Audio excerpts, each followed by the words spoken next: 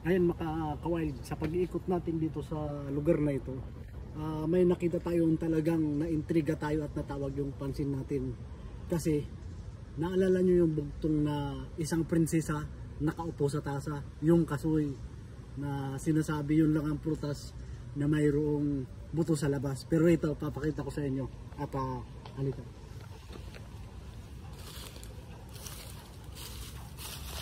Ito siya mga kawild.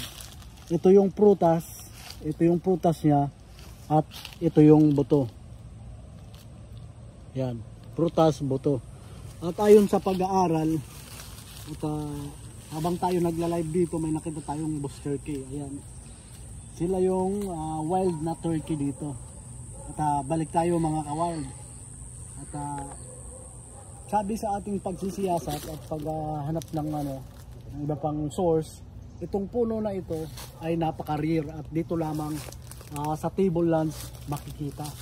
Ayan, kung makita nyo, medyo may pagkagaspang yung balat niya at pahaba yung kanyang dahon. At dahil sinasabi ito'y kinakain, titikman natin kung ano ang lasa nito. Dahil lang sinasabi ay masarap. Kukuha tayo dito ng isa. Yan, dahil hinog na siya, susubukan natin siyang tikman.